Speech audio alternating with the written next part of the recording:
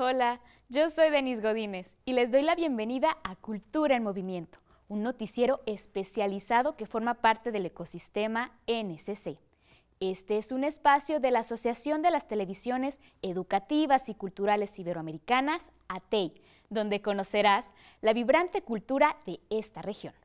En esta transmisión los invitamos a conocer los rituales mayas del sureste mexicano y a deleitarse con el legado histórico de Colombia.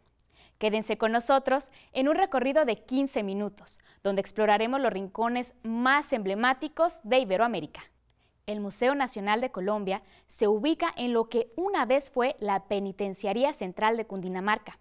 Desde su construcción en la década de 1870, este edificio ha sido testigo de profundas transformaciones en el país a lo largo de la historia. Hoy en día se exhiben reliquias y obras de arte que dan sentido a la memoria colectiva de Colombia.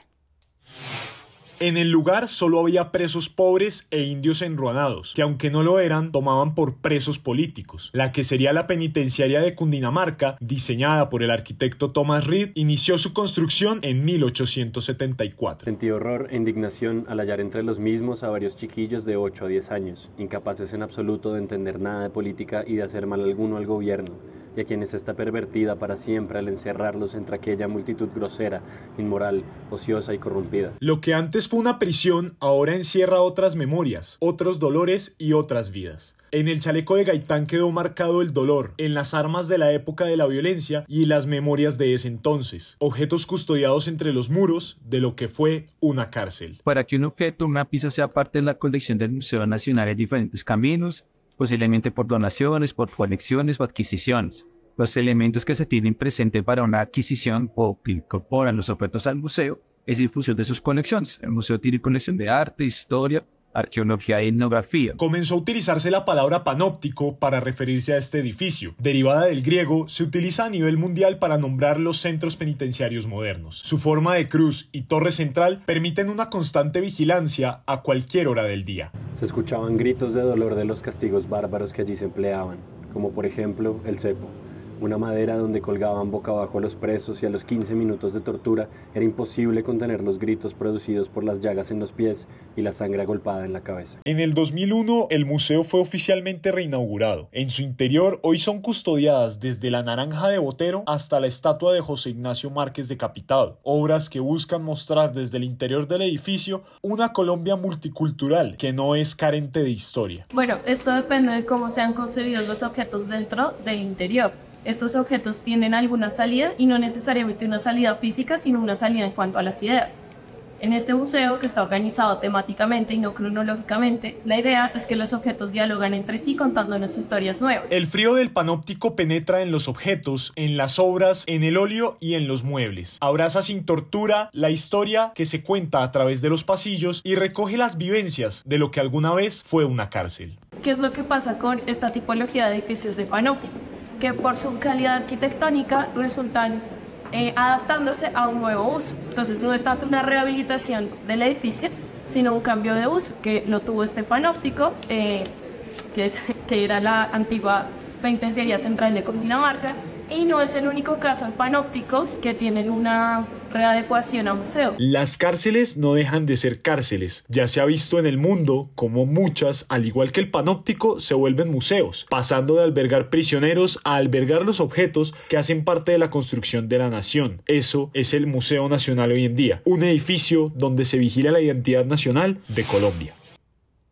En Santa Lucía del Retorno, en Ecuador, los habitantes se reúnen para agradecer a la Pachamama por las buenas cosechas y la vida. A través de rituales y costumbres que abonan a la cohesión social, mantienen vivas las costumbres de sus abuelos, fortaleciendo así su identidad cultural. Nuestros amigos de la Universidad Técnica del Norte nos cuentan los detalles.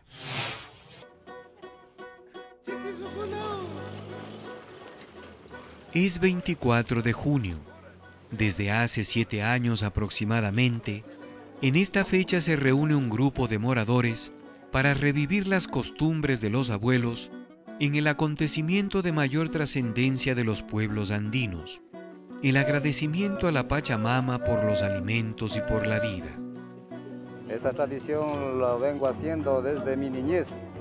desde que di uso de razón, no bailando, pero igualmente haciendo de acompañar a los más mayores que ellos ejercían esta linda tradición aquí en Santa Lucía.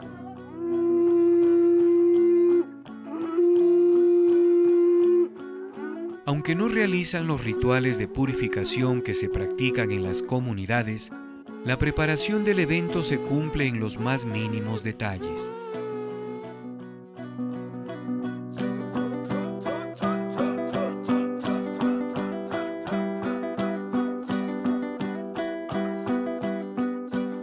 Quienes van a participar como danzantes se engalanan con una indumentaria colorida compuesta de sombreros, máscaras, pañolones, faldas, entre otras piezas que caracterizan el espíritu festivo de estos personajes.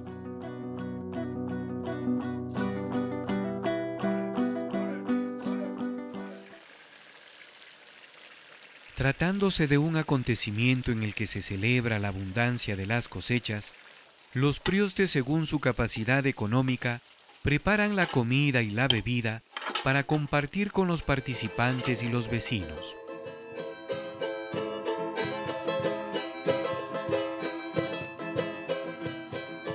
La gente se prepara de una manera entusiasta, alegre, porque saben que nosotros salimos las noches a dar la alegría de seguir manteniendo el baile de San Juanito.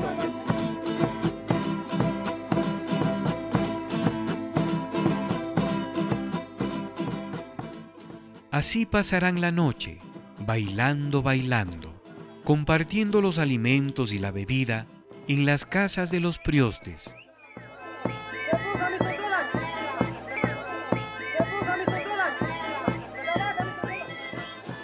Salud por la abundancia y por la vida, por Santa Lucía del Retorno, un barrio que crece con el trabajo de sus moradores y con el rescate fundamental de sus raíces culturales.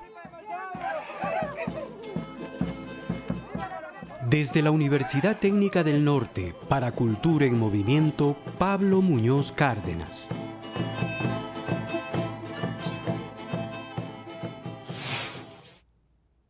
Venecia es una ciudad única en el mundo, conocida por su belleza, historia y su geografía tan particular. A propósito de ello, investigadores de la región nos ayudan a comprender el legado histórico y cultural de las cerca de 60 islas que conforman la periferia acuática de esta ciudad. Vayamos hasta Italia.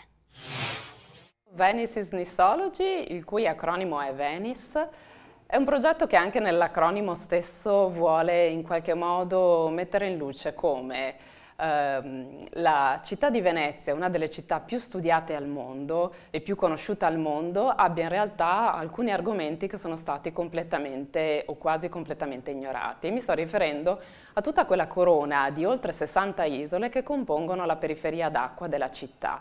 Una ricerca dedicata alle isole veneziane che un tempo, fino alla caduta della Repubblica Serenissima nel 1797, rappresentavano il supporto fondamentale della città per essere in seguito trasformate in fortezze militari e infine definitivamente abbandonate. C'è proprio un vuoto storiografico che in qualche modo questo progetto vuole colmare, cercando di ricostruire la storia delle trasformazioni di queste isole anche da un punto di vista visivo. Cioè raccontare come isole che per la gran parte erano utilizzate come complessi monastici o conventuali, ma anche isole lazzaretto, isole con attrezzature pubbliche, quindi di enorme importanza per la città, componessero davvero un arcipelago, quindi una periferia che sosteneva la città e oggi si è in gran parte perso questo legame. La ricerca nissologica all'interno degli archivi storici viene implementata con il lavoro sul campo attraverso scavi, riprese dall'alto e appositi robot subacquei, un progetto scientifico coordinato dalla professoressa Ludovica Galeazzo, maturato negli anni del suo dottorato in storia delle arti presso l'Università IUAV di Venezia, quando in laguna scorgeva le tante isole dimenticate. E mi sono sempre domandata, ma che cosa c'era un tempo? tempo, e questo vedo che se lo domandano anche i tanti turisti che arrivano in città. A fornire una risposta è ora il progetto ERC da quasi 1,5 milioni di euro, che mette assieme diverse anime di studiosi, tra i partner l'Università di Padova, quella di Firenze e l'Harvard University, con il suo centro studi rinascimentali a Fiesole, dove la professoressa Galeazzo ha lavorato diversi anni.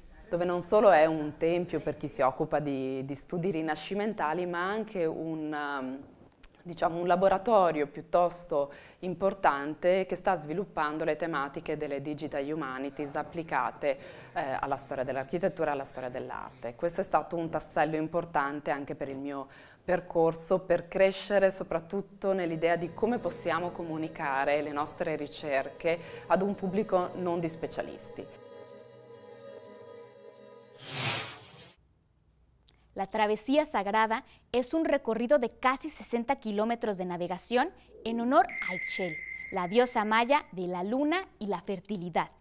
Esta práctica busca revivir una antigua ruta ceremonial y comercial de los mayas, además de preservar el patrimonio cultural del sureste mexicano. La agencia EFE nos tiene la información.